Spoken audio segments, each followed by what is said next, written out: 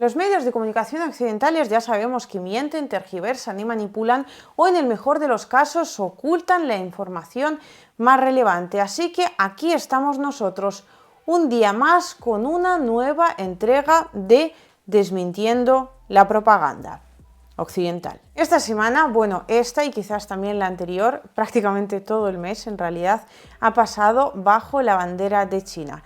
Antes Xi Jinping se había reunido, fue de hecho su primera visita tras haber sido reelegido como presidente de China, pues con Vladimir Putin en Moscú, y después tuvo una serie de contactos con todo tipo de líderes europeos que han culminado la semana pasada con una reunión entre Emmanuel Macron, Ursula von der Leyen y el propio presidente de China, Xi Jinping.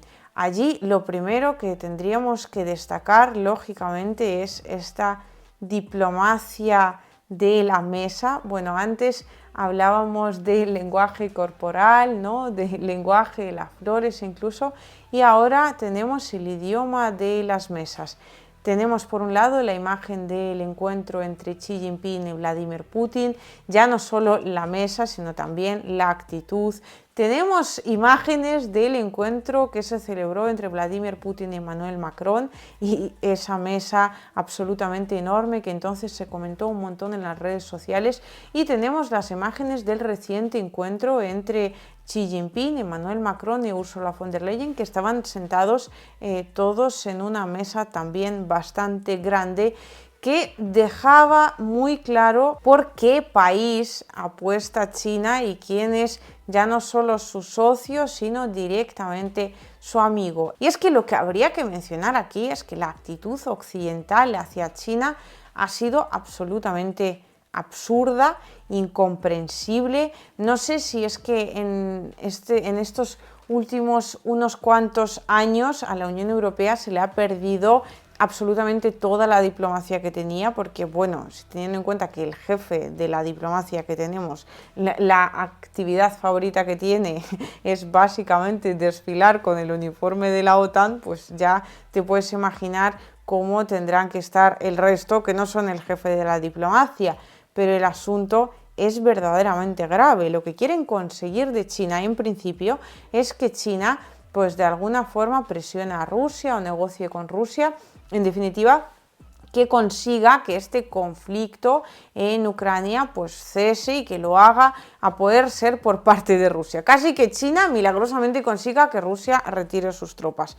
Pero es que lo hacen de una manera que no es ni medio constructiva. Están presionando a China, hasta los propios medios occidentales hablan de eso. Presionar a China, amenazar a China, dicen que cuidado China, que es que si no, sanciones, que si no sé cuántos.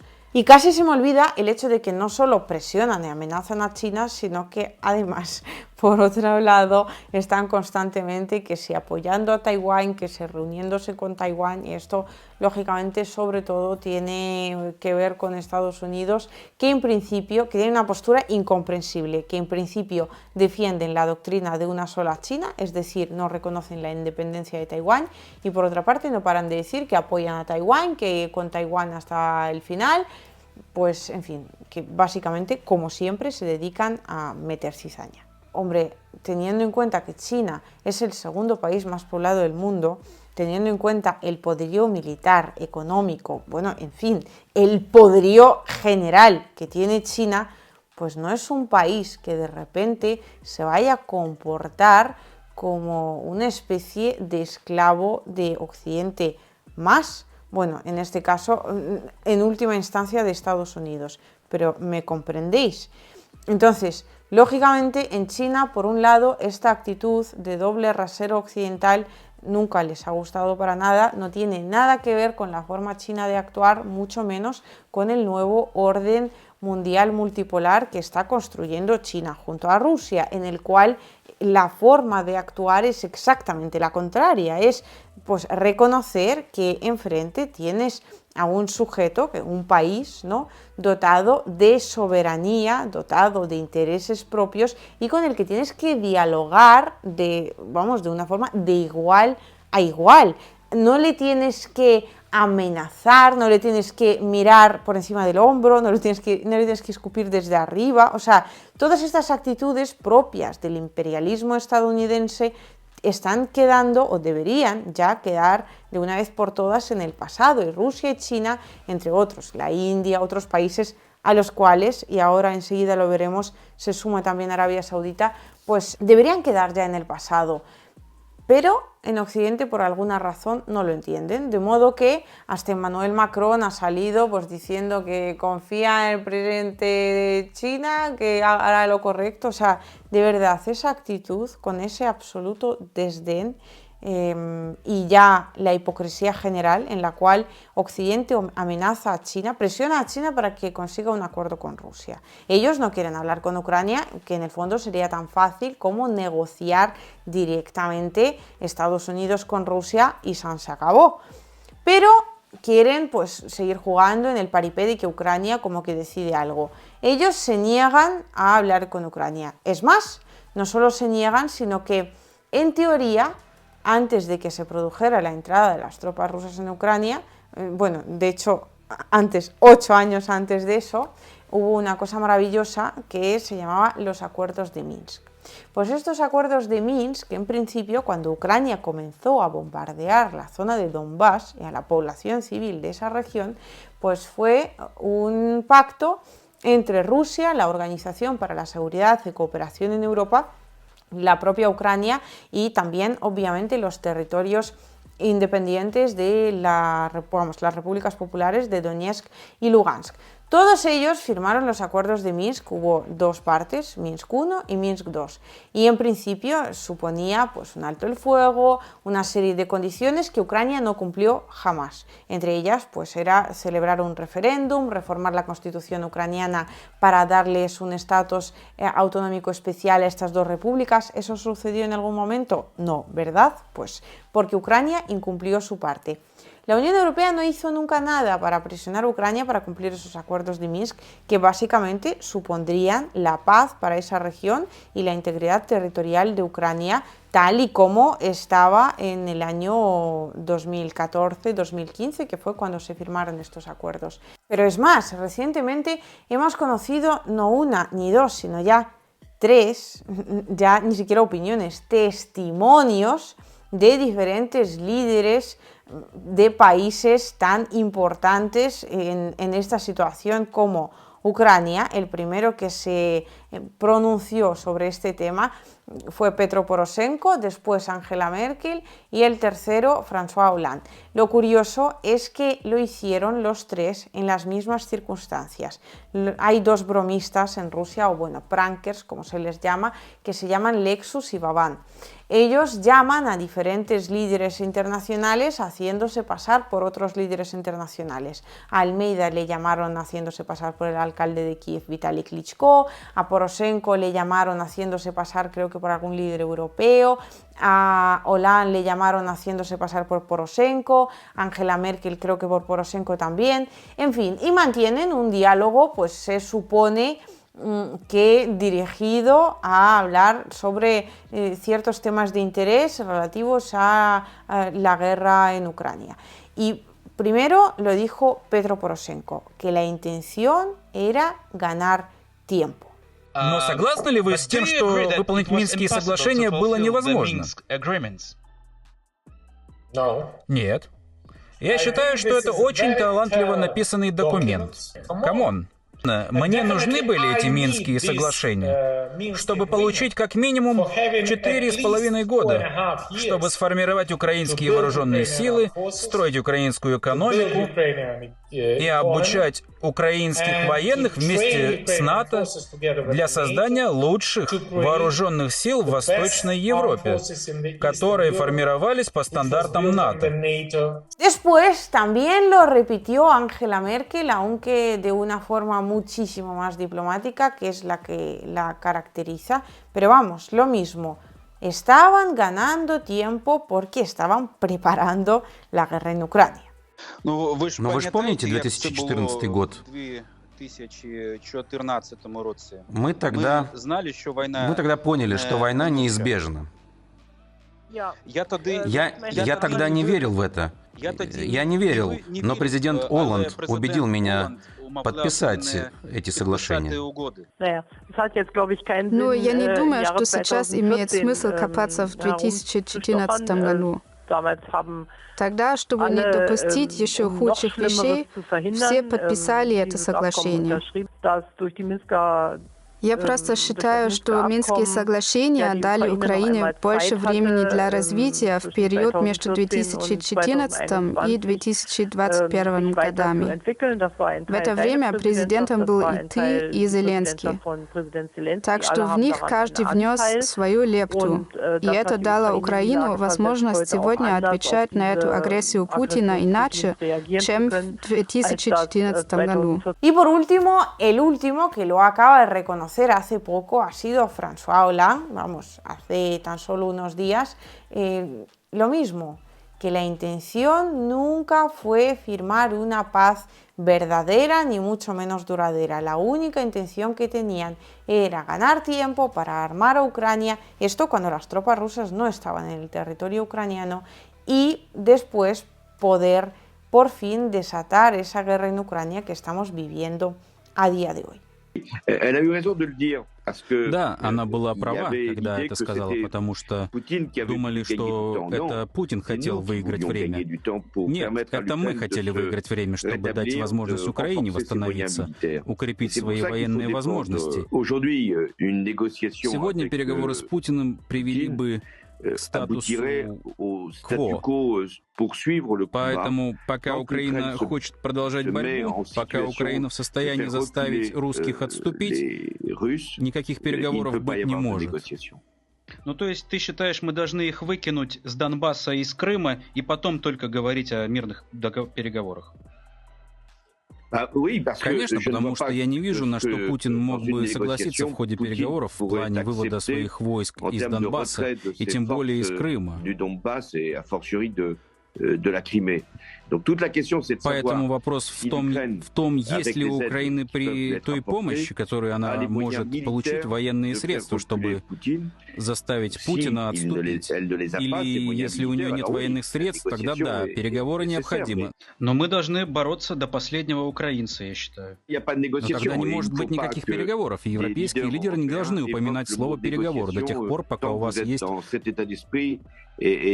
такой настрой, и пока вы можете бороться до последнего. ¿Qué tenemos, por lo tanto, en este asunto de China? Que por un lado están presionando a China para que, con todos estos antecedentes que acabamos de ver, presione a su vez a Rusia para que Rusia prácticamente le ceda a Ucrania hasta Crimea. Por otro lado, amenazan a China diciéndole que si envía algún tipo de armamento para ayudar a Rusia, muy probablemente impongan sanciones contra China. O sea, que yo me entere.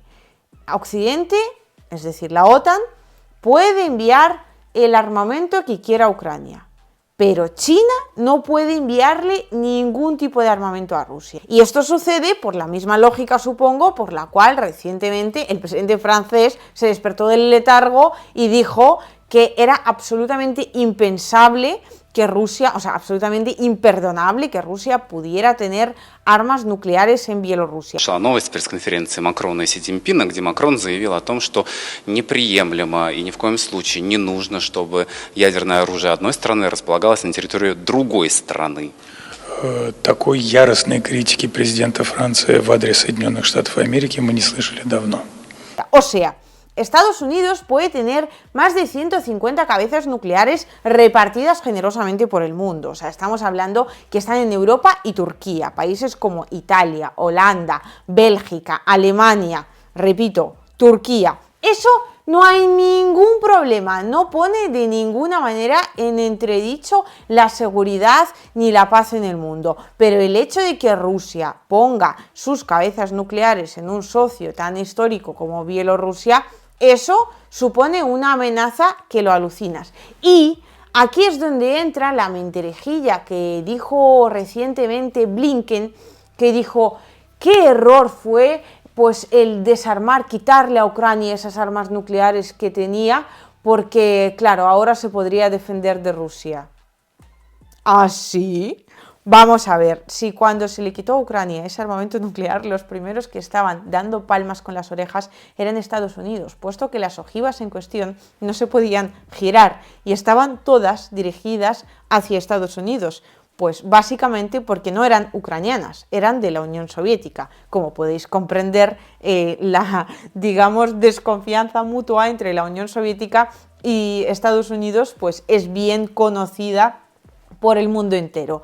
Pero no solo eso, sino que además, teniendo en cuenta que hasta hace tan solo 8 años los mismos medios occidentales decían que Ucrania era un país extremadamente corrupto y tal, de lo que tenían miedo en Occidente y muy particularmente en Estados Unidos era de que Ucrania se pusiera a revender todo ese material nuclear que tenía en su territorio, pues para básicamente ganar unos cuantos dinerillos para repartirlos entre sus propios políticos, a muchos de los que a todo esto estaba subvencionando también directamente Estados Unidos. Pero claro, saben perfectamente lo que subvencionan. Entonces ellos decían, no vaya a ser que se pongan a repartir y revender ese armamento nuclear que termine en algún país que te diga yo, tipo Irán, porque Ucrania pues es un país sin cabeza, o sea, que se ve que se la podía vender a quien ofreciera más, básicamente.